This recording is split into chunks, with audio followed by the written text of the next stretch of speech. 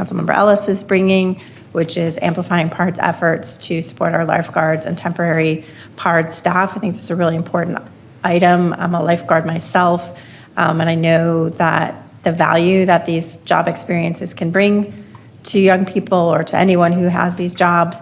But I'm also a parent of teens with friends who have kids who are teens that could work at the pools, but transportation is an issue, especially when your hours shift all the time. So I'm proposing an amendment that adds a bullet to the list of things to consider that is addressing transportation obstacles facing prospective staff, and I believe that's been distributed. Okay. Does anybody have objection to that amendment being added to 93? Hearing none, it's added. That stays on consent. Thank you, and I'll let other people talk and come back to my comments. We'll later. do that.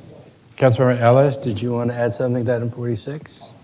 I did, and I had some comments on 93 as well, so I don't know if we just want to make those comments. And I think there may be some others that want to be made. Is that appropriate Yes. at this time? Thank you. I really want to extend my appreciation for the folks that came and signed up to speak today about the incentivizing more people to sign up to be lifeguards today. I really love seeing you in chambers, and I know AFSCME has been pivotal in trying to advocate for our lifeguards year over year in our budget cycle. Everyone knows that when we think about summer in Austin, we think about swimming. And after 2 years of pandemic and much needed repairs for many reasons, I know our residents are ready to jump back into their local pools with their families and friends. However, we are facing a critical lifeguard shortage, and we won't be able to open all of our pools or keep our residents safe if we can't train up enough lifeguards in the next couple of months. As a former lifeguard myself, I know lifeguards are the first responders who take control of emergency situations even before EMS arrives. I was trained many years ago to be a lifeguard for my first job as a 16-year-old. I was able to work my way up to teaching certification courses, all before graduating from college. The skills I learned then have taught me how to step up when the moment calls you, and I know our community members do the same day in and day out. So as you can tell, I think of lifeguards as essential first responders who deserve respect and appropriate compensation. It's a job that requires certification, dedication, and critical decision-making skills, and those seconds before EMS arrives are critical. What this resolution does is enhance the existing efforts of the Parks Department and potentially gives them more tools to hire the seasonal employees that they so desperately need. It asks the city manager to explore recruitment and retention strategies and come back with some options for us to consider that might include waiving training fees, offering bonuses and/or longevity pay, increasing hourly pay, offering full-time status and benefits to certain employees that are working all year round, and increasing funding for marketing efforts. The Parks Department has launched hiring fairs, one of which I was lucky to attend last week. I really enjoyed myself at that hiring fair, and they're beginning to offer summer completion bonuses. They are also working with AISD. I know I've heard suggestions about going into the high schools and making sure to get the word out, and they've been launching robust marketing efforts already. They're doing everything in their power to get the word out, but it's clear they are facing obstacles that just might be able to be overcome with a few more tools in the toolbox. So when I was with our park staff last week, they told me they were only at about 10% of the way of hiring the lifeguards they need.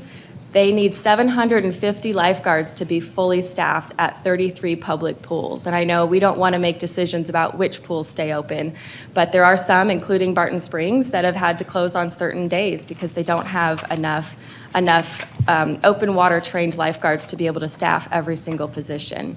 So if we don't get there, our pools won't fully open. Summer camp programs that so many parents rely on might need to be cut or postponed or diminished in some way.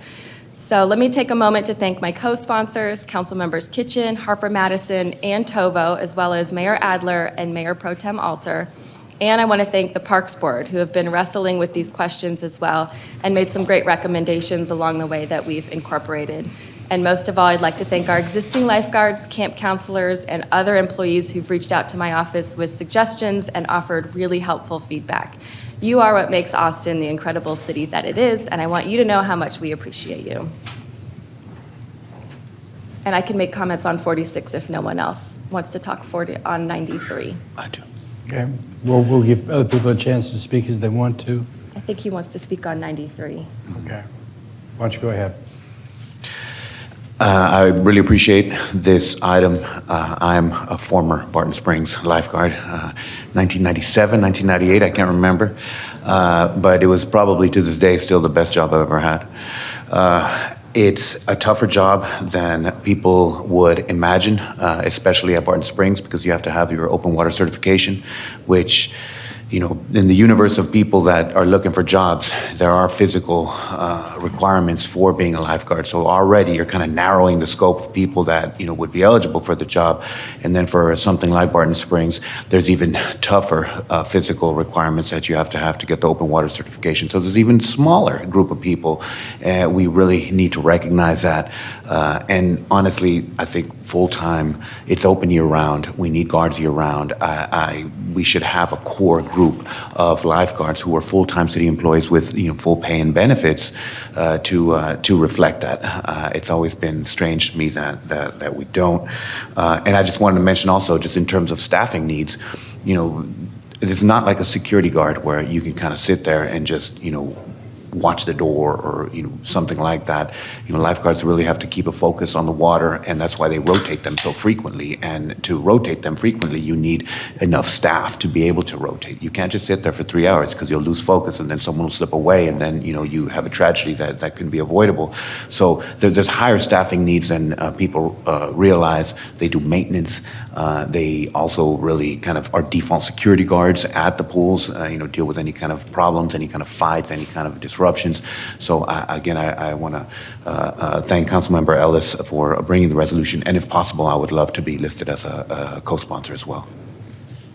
I love that. Thank you. And thank you for those comments. Okay, record will reflect that you are listed as a co-sponsor as well. Councilmember Kitchen. Yes, I wanted to briefly comment on 93 and thank Councilmember Ellis and all the co-sponsors and all the support for bringing this forward. I heard from lots of folks, as I know all of you have, but my district is so close to the pool. We have a lot of folks that that really rely on the pool for peace of mind in terms of exercising every morning and swimming every morning. And it's really been a blow to them to have to be concerned about whether we have sufficient lifeguards. So I appreciate your words, Councilmember Ellis, and yours too, Councilmember Vela. I think that there's a real recognition in the community about how important the lifeguards are for all of us. So thank you. Okay, Councilmember Poole. I wanted to weigh in as somebody who has never been a lifeguard, but who absolutely appreciates them. In particular, it's been a longstanding concern that we have had the shortage of lifeguards because it's, you know, it's a part-time job and it's seasonal, and I love the concept that would have this be a year-round profile. So thanks for that. I hope we are able to do it.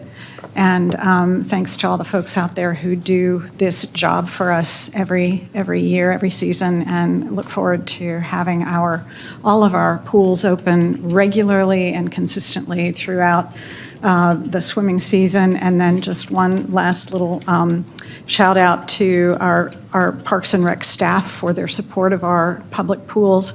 And if there were ever a way that we might be able to change the opening date and the closing date of the majority of our pools to more closely align with when it really is hot in our city. That would be a nice additional reform potentially. Thanks so much for bringing this, Councilmember Ellis. Okay, Councilmember Tovo. Yes, thank you, Councilmember Ellis, for your leadership on this issue. I know that we've been in touch a little bit with the Parks Department to inquire about the status of the program that happens in conjunction with several of our high schools. And so, you know, I know since this is on consent, I don't want to slow us down, but Director McNeely, if you could give us an update. I know during COVID, some of that work stopped, but it's an important partnership, and we don't need to do it today unless you have a quick answer, but it would be good to know whether that program has restarted, because it was designed to really help recruit lifeguards among some of our youth in our community. So thanks again, Councilmember Ellis. I think this is an important step forward.